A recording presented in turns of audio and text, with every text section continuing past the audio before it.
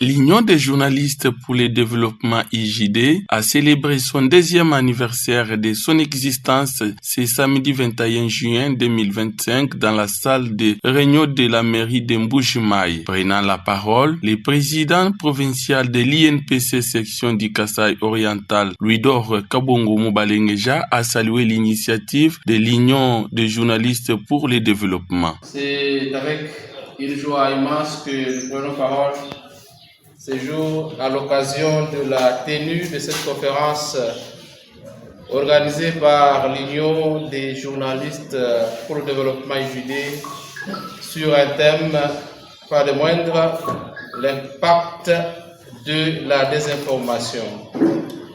Ici, nous voulons d'abord exprimer nos sentiments de gratitude envers l'UJD du choix porté sur notre personne afin de prendre parole à cette activité d'une importance capitale, ce au nom de l'Union nationale de la presse du Congo, section du Kasaï oriental.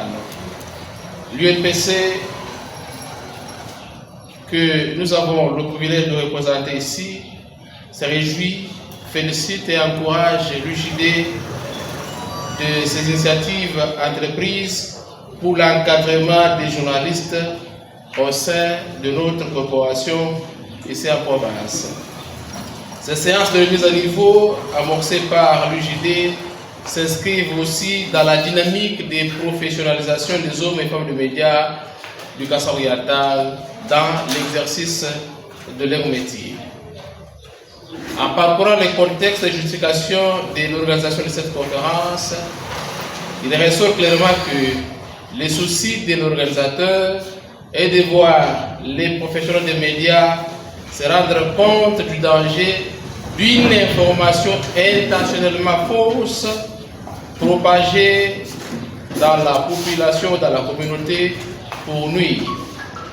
La désinformation est une arme utilisée par certaines personnes, relayée par quelques journalistes non professionnels pour gagner des petits esprits faibles à leur cause.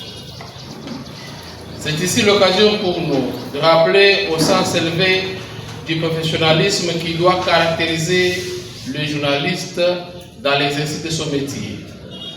À cet effet, l'UNPC Kasaï oriental émet le vœu de voir tous ses membres renforcer leurs capacités à travers des échanges du genre pareil qui vont se tenir tout à l'heure, en vue d'améliorer positivement notre prestation. Nous osons croire que cette conférence apportera une valeur ajoutée à l'expertise de cette auguste assistance composée essentiellement des hommes et femmes de médias. Prenant la parole dans son tour, Alain Luboya Muzomba, président de l'Union des journalistes pour le développement, a dit merci à tout le monde et souhaité fructueux anniversaire à tous les membres avant de faire le bilan de 2 années de l'Union des journalistes pour le développement au Kasaï oriental. En ces jours où l'Union des journalistes pour le développement UJD célèbre ces 2 années d'existence, qu'il me soit permis de louer et glorifier l'Éternel Dieu des armées, maître du temps et des circonstances, pour sa miséricorde et son souffle de vie nous accorder, sans lesquels nous ne saurions nous retrouver enseignés. Union des journalistes pour le développement UJD est une association des hommes et femmes de médias qui soutiennent toutes les actions et accompagnent ces mêmes actions du développement durable de la République démocratique du Congo en général et de la province du Kasaï oriental en particulier, où se trouve son rayon d'action. Chers invités, à l'UJD, nous avons des principes tels que on a 3 ou 4 fois dans la vie l'occasion d'être héroïque, mais tous les jours de ne plus être lâche. Avec cet adage chinois qui dit, je cite, « Partout où tu arrives, partout où tu vis, plante un arbre qui produit de l'ombre. Au besoin, un arbre fruitier, car il est dit, celui qui plante un arbre n'a pas vécu inutile. Fin de citation. Vous avez compris, ne rien faire, c'est créer l'indiscipline comportementale, comme ces penseurs qui disent si tes projets portent à 1 an, sème des graines. S'ils portent à 10 ans, plante un arbre. S'ils portent à 100 ans, instruis un peuple. En sémant une fois du grain, tu récolteras une fois. En plantant un arbre, tu récolteras 2 fois. Et en instruisant le peuple, tu récolteras 100 fois. Durant ces 2 années de notre existence, nous avons réalisé plusieurs projets significatifs. Nous avons organisé des ateliers de formation, des séminaires et des forums de discussion qui ont permis de réfléchir sur le rôle crucial du journaliste dans la société. Notre campagne de sensibilisation sur les enjeux du développement durable a également suscité de nombreuses réactions positives au sein de la communauté. Si nous pouvons nous étaler dans le domaine de la gestion et la protection de l'environnement, l'UJD a assaini les sites SCPT où loge un grand nombre de nos médias. Nous sommes dans la commune de La Mouya. Dans le domaine de l'éducation, l'UJD a mené une très grande activité. Il s'agit de soutien à la gratuité de l'enseignement de base prôné par le chef de l'État, Félix-Antoine Tshisekedi Tshilombo. Là, nous sommes dans les territoires de Miabi, et c'est là par la sensibilisation des enfants non scolarisables qui sont dans le mine des diamants. Le résultat de cette activité a été de 106 enfants recensés, sensibilisés et enregistrés. Et après, l'UJD a procédé à la remise des fournitures scolaires à tous les enfants enregistrés pour leur permettre d'intégrer les milieux éducatifs. Dans le domaine de la formation professionnelle, après sa sortie officielle en date du jeudi 15 juin 2023, l'UJD a organisé une formation de 25 journalistes sur les innovations de la nouvelle loi de la presse en RDC. Pendant la période électorale, l'UJD a organisé un atelier de formation de 40 journalistes sur l'attitude du journaliste pendant le processus électoral au Kasaï oriental. 40 journalistes de médias du Kasaï oriental ont été formés sur les fondements de la noblesse du métier de la presse.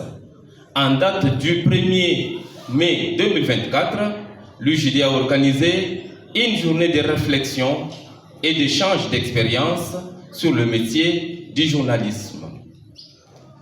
L'étape suivante est consacrée à la conférence sur l'impact de la désinformation animée par le coordonnateur provincial d'ICESAC Kasaï Oriental, Guilé Banzakamouela. Un journaliste professionnel, c'est notre mission que nous rappelons, a pour mission de rechercher les informations d'intérêt public, de les vérifier. Nous avons écrit en gras de les vérifier. C'est autour du sujet que nous allons exploiter aujourd'hui, de les vérifier, puis de les rendre disponibles au public. On ne les rend pas disponibles au public avant de vérifier. Et celui qui vérifie une information, il ne faut pas qu'il tombe en même temps en erreur en vérifiant. Avant de les rendre publics sur un support accessible, que ce soit la presse écrite, la radio, la télévision, la photo, la presse en ligne, etc. La propagande, la désinformation et les infox peuvent polariser l'opinion publique, promouvoir l'extrémisme violent et les discours haineux. et en fin de compte, saper les démocraties et réduire la confiance dans le processus démocratique. La place que les technologies de l'information et de la communication occupent actuellement dans la vie des jeunes en particulier est telle que ceux-ci se trouvent particulièrement exposés à la propagande, à la désinformation et aux fausses nouvelles. Ils passent beaucoup de temps, les jeunes, à regarder la télévision, à jouer en ligne, à chatter, à bloguer, à écouter de la musique, à poster des photos d'eux ou à chercher d'autres personnes avec lesquelles communiquer.